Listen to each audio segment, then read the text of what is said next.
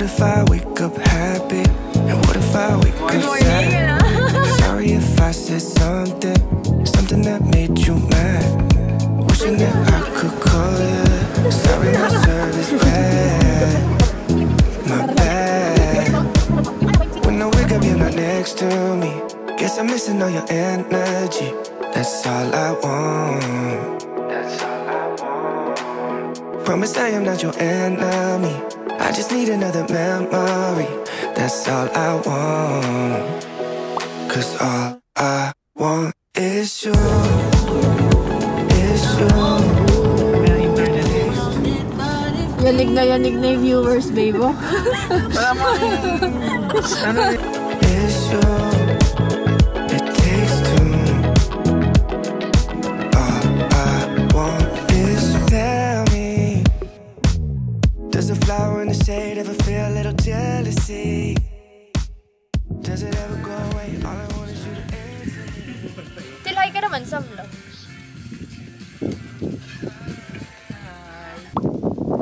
Oh, bandit moments. Visit naman kayo. Oh, happy. Smile. Labas ipin. Parang sa vlog to. Naka-record kayo.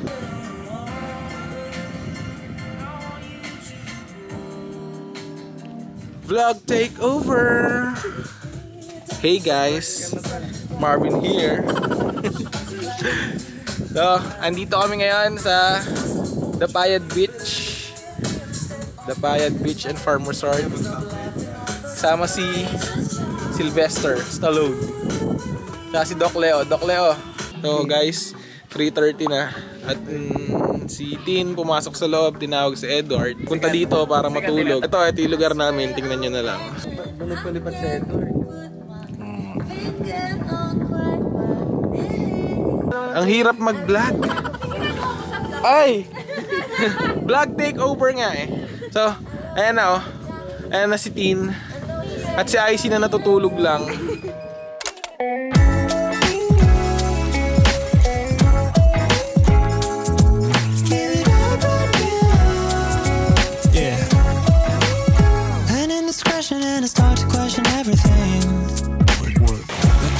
Me on the cheek, what does it mean?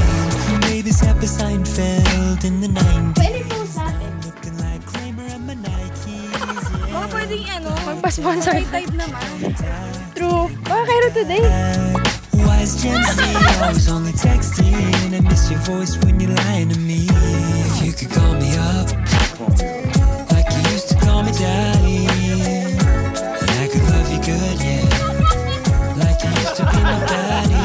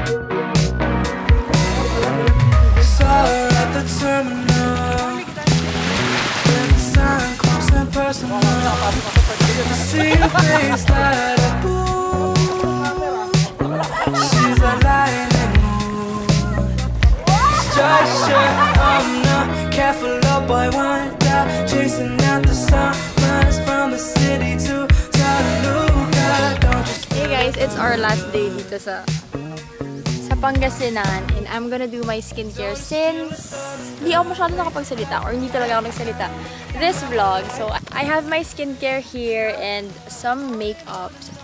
I'll be sharing with you yung mga nilalagay ko since grabe yung pagkatan ko.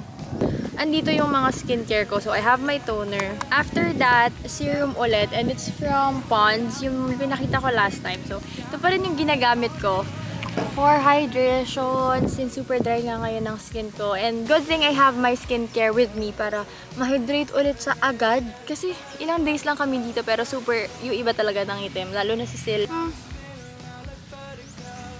Hi ka sa vlog.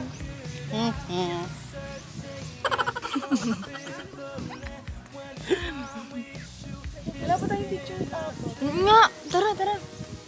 Ayan, screenshot na naman. Maganda na may background. Supernova's blood, gotta get a hose, even if I hope so. Don't let me steal you from that. Wake up at the right time, looking at my light. I don't say you was fine. On and we gotta wait up.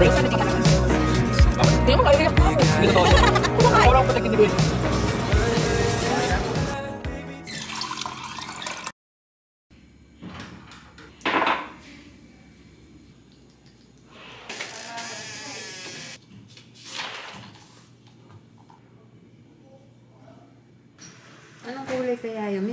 Kasi yung fish fillet mo, ano. May sauce na. Hey guys! Finally, here's an update. Meron kaming mga pinuntahan ni Mommy, errands lang. And now, it's finally swimming time. Hindi ko alam if naririnig nyo din yung ano ng water. Pero nandyan si Cristel, saka si Eliza. And yung nangyari sa Pangasinan, hindi ako masyadong nakapagsalita sa vlog. Pero nag-take over naman sila. And so, hopefully, na-enjoy niya siya. Tapos sa likod ko, ito yung nangyari sa kanya.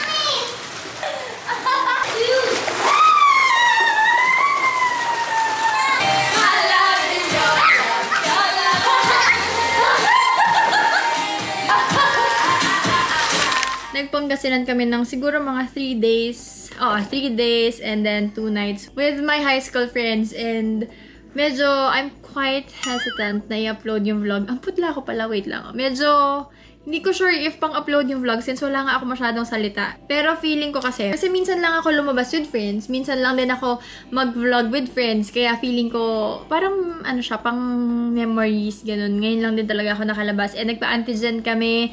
Vaccinated din yung mga kasama ko. And as you can see, sobra yung naging nangyari sa akin. Try kong mag-insert ng photo kasi meron si Cristel pinicturan. Ang lala talaga. Makikita niyo talaga yung pagka-white. Kaya din hindi ako masyado nakaka-vlog. Kasi, as in, nagbabalat siya. As in, hindi ko makagalaw. Nung mga ilang araw, nagpapatulong pa ako kay Cristel para lang tanggalin yung mga top. Kasi hindi ko talaga siya ma-fold. Pag na-fold siya, sobrang nagbibitak. Parang may El Nino yung likod ko. So, sobrang hirap. Walang problema sa akin yung pagiging brown or yung hindi even yung kulay. Kasi babalik yan eh. Kaya lang talaga guys, parang meron pang day no na nagigising ako sa pagkatulog ko. Kasi nga, sobrang kate, hindi ako as in, pag pipikit ka lang, maya-maya magigising ka na naman. Tapos pag pinagpapawisan ako, ang sakit din niya, kaya medyo steady lang ako ng mga nakaraang araw. Puro higa lang kasi sobra talaga sakit. Share ko na lang sa inyo sa next vlog yung mga ginamit ko para kumalma yung sunog ko sa katawan and pati sa face. Pero mas malala yung sa katawan. Sa face, wala ako masyadong peeling. Dito lang sa part na to. Ito na ngayon yung nagpipil. So, yung mga shiny part na yan, tapos na siya. Nagbakbak na siya. And then dito, as in, makikita mo talagang medyo, may kulubot. Ayan o, merong mga ganyan. As in, puro hydrating. So, kung ano yung mga ginagamit kong skincare nung nasa beach kami, yun pa din yung ginagamit ko ngayon. And I think napakita ko na to from my previous vlog. This is the Ultimate Youth Essence from Pond's, and nagdagdag lang ako dito since parang ito yung nagbalat ko lang na part. Dito sa part na to, walang pagbabalat. Makikita nyo lang na parang may line kasi eyeglasses ako. Tapos, yun. Ito yung part na exposed and then dito, hindi na. And I really love this essence kasi I feel like all-in-one na siya. So, it can help you with your skin hydration, with your fine lines, lalo na sa mga moms na dyan or mga medyo nag-age na. So, ako ginagamit ko siya para lang ma-prevent. But, syempre, makakatulong din siya with skin elasticity. So, para mas magiging okay yung appearance ng skin mo, like mas healthy. And then, it can also lift your skin, lalo na sa mga, syempre, nag-age na rin, nagsasag ng konti yung skin. And with dark spots. So, this one cost, I think, around 1,200. Pero, one time, nag-check ako sa Shopee. 900 something siya eh. I think naka-promo siya nung panahon na yun. Kaya lang, ngayon, kakabili lang namin sa Watson's. Kasi nga, kailangan na. Kasi paubos na siya. Like, you don't have to spend that much for an essence. Kasi merong ibang 5K, 10K. And then, almost or same lang talaga yung mabibigay na benefit. So, yan, sa mga gustong mag-try na to, titingnan ko if meron na promo dito. And post ko na lang siguro sa Instagram para i-update ko kayo guys. Kasi sa face, hindi talaga halatang nag-bitch ako. Pero pag nakita nyo na yung itong part na to, parang, girl. Another important na product for me right now is moisturizer. So, ito pa yung dala ko sa beach. And meron dito makeup remover, toner. So, sobrang okay na to. Handy. So, yeah. And I'm fresh.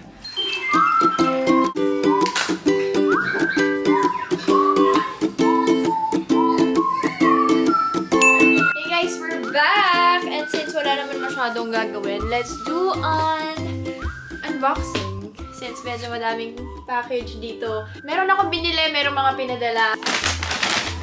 Let's do this! So, hindi pa yun yan. Kasi matagal-tagal rin akong hindi nakapag-unbox. So, first package is we have this workout equipments from T-Bike. These are workout equipments and for sure madaming gagamit dito kasi si Eliza, madalas siya mag-workout, si Cristel, and ako pa, konti. We have this, we have a brawler, and then meron ding Jump rope. So if ever you need mga workout equipments, I can suggest this. Lagay ko siya sa description box. So yung mga straps na to, pwede siyang kunwari for biceps, pwedeng for legs, and mga chest. So ang okay dito is meron kang parang guide kung paano mo siya gagamitin. I'll make a detailed video dito kasi sobrang useful na to, lalo na ngayon. Press and go. We have different designs. Grabe yung pagka-dry ko and meron din silang pinadalang brush and some makeup palette. Thank you very much! Kiss! Mwah. Next is we have some essentials. So this is from Giggles. And feeling ko sobrang ano na to, sobrang palaging nakikita, lalo na if may mga bata kayong kasama sa bahay. Meron silang bagong product. So this is the alcohol sanitizing wipes, which is very important nowadays. Ibang size siya. So merong maliit, merong medyo malaki. Plus, merong, yung pang bahay na, yung as in makakapal. Next is we have June 12, the label. And sobrang ano na to, sobrang cute. I love the print. So this is a skirt. And so syempre, abangan nyo na lang sa Instagram yung when worn. Thank you so much, June 12, the label. Next, Oh, the Charlotte Folk! Oh, the Charlotte Folk! And medyo ano si Crystal, medyo panic buying siya. Favorite kong design nila. Tingnan. Yung brown. Ako yung nanghihina. Ako yung favorite ko sa kanila. This one. This is the first shirt. Ito yung latest nila. And you can see. Pinapost Ganda! nila Miss Ida. What's your thought about this one? Such a comfy sweater. This. Sampaguita. La Flor de Manila. Scientific name, Jasmine of Samba. Medyo matagal na to, but parang maganda pa rin yung design. Parang very Aguilar. Why? Am I a smiley face? No, the flower. And everything? Yeah. Yun nasa feed mo yung ano. Yeah. These are the pieces that we got from Charlotte Folk. Lastly, obviously, hindi pa rin siya PR. But this is a gift from Jess Chard and online shop siya.